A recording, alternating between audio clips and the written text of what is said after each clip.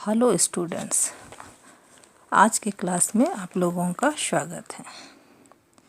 आज का हमारा टॉपिक है फैक्टर्स इन्फ्लुएंसिंग ग्रुप फॉर्मेशन, समूह निर्माण में सहायक कारक। आज हम लोग इसके बारे में चर्चा करेंगे।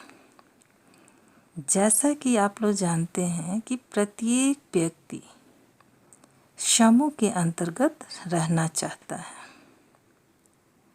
जब कुछ व्यक्ति किसी उद्देश्य के साथ एक ही स्थान पर एकत्रित होते हैं तो उसे समूह कहा जाता है।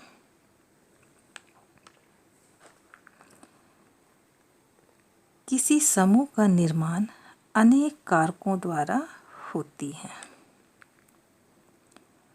समूह निर्माण हेतु सदस्यों के बीच अंतःक्रिया होती है। अतः समूह निर्माण में निम्नलिखित सहायक कारक होते हैं।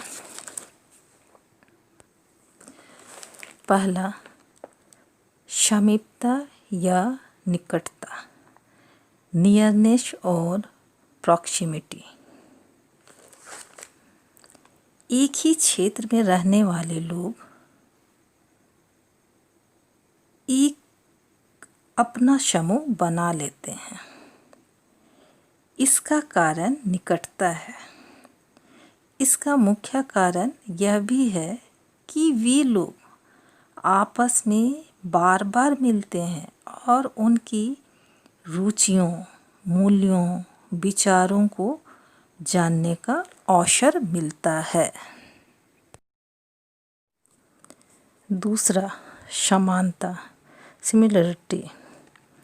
समानता का तात्पर्य लोगों की मनोवृत्ति जैसे मूल्यों, विचारों, विश्वासों, रुचि आदि की समानता से है।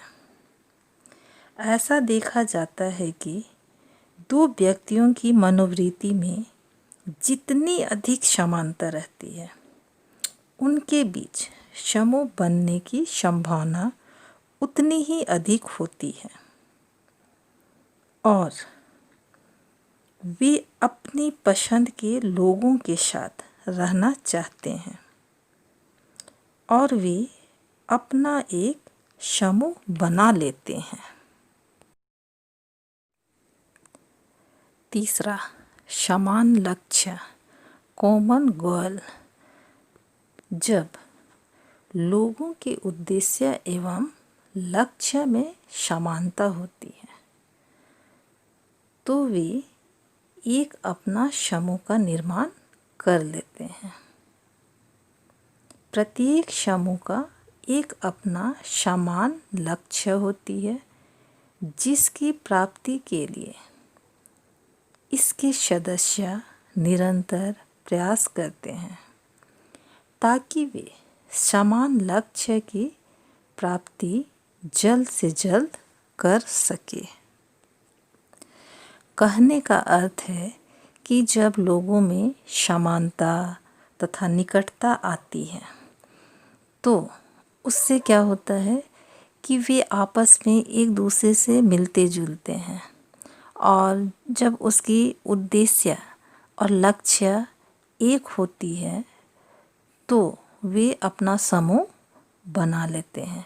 एक कहने का अर्थ है कि एक नया समूह का निर्माण करते हैं। चौथा, सशक्ति, कोहेसिवनेस। सशक्ति का तात्पर्य समूह के लोग एक दूसरे के साथ मिलजुल कर रहते हैं, अर्थात एकता की भावना होती है। इसे ही समूह सशक्ति कहते हैं। इसमें समूह के सदस्यों के बीच हम की भावना पाया जाता है। अतः सदस्यों में जितनी अधिक सशक्ति होगी, आपस में लगाव उतना ही गहरा होगा। पांचवा, सामूहिक संबंध, ग्रुप रिलेशनशिप।